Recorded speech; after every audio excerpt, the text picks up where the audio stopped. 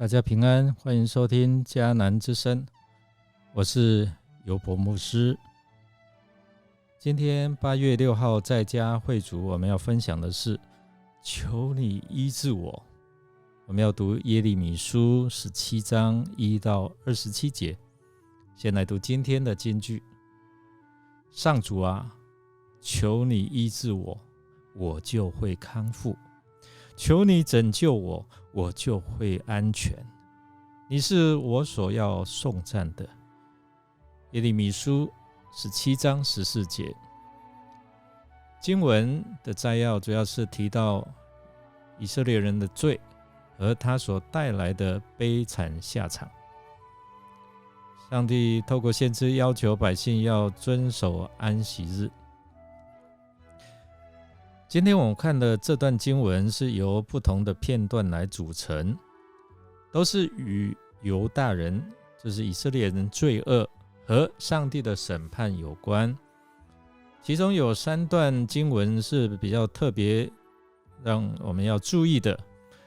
第一段是把倚靠必死之人的力量，这一些的人与倚靠神的人来做比较。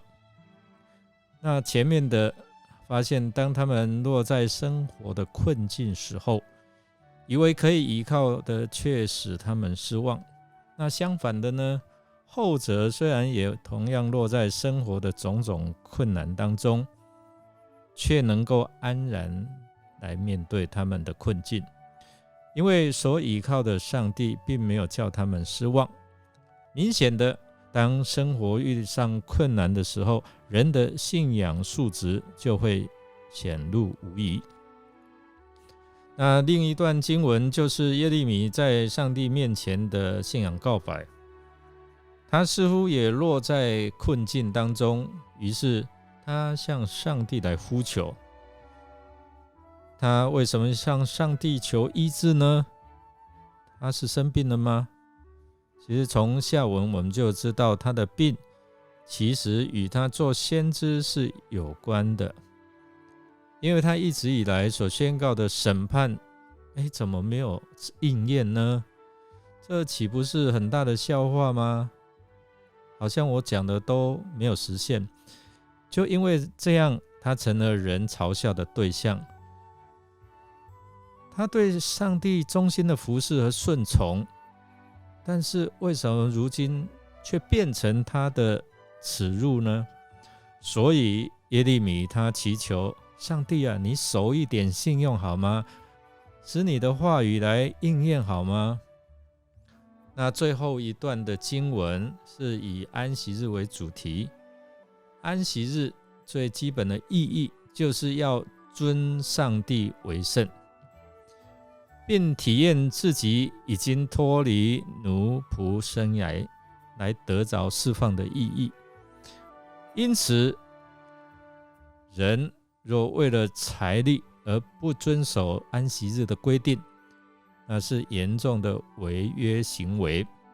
所以在耶利米的讲论当中，守安息日与犹大的存亡是有重大的关系。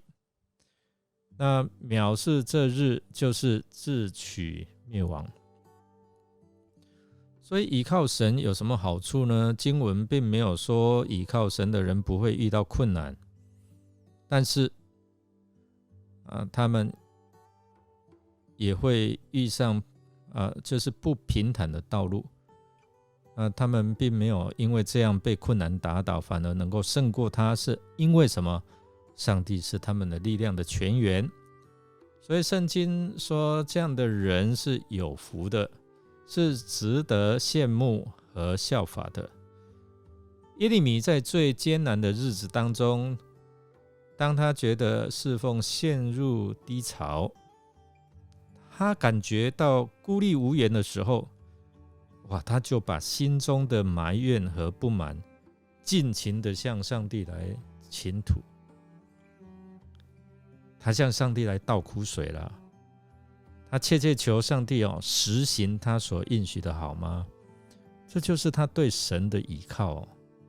他没有选择倚靠必死之人的力量，他全心全意依靠上帝，因为他抓住了上帝的应许，而这应许为他带来了盼望。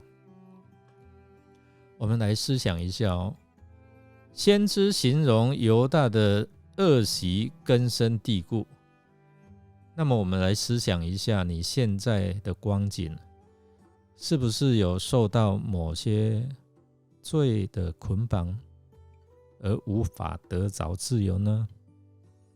让我们一起来祷告。亲爱的上帝，感谢您在对我们的这样的一个宽容和怜悯，特别是在我们还是当罪人的时候，主耶稣为我们牺牲，在十字架上背负了我们的罪，医治我们悖逆的心，使我们能够回转归向上帝你，而成为你的儿女。感谢主，感谢主的救恩。我们这样祷告，都是奉靠主耶稣基督的圣名祈求，阿们。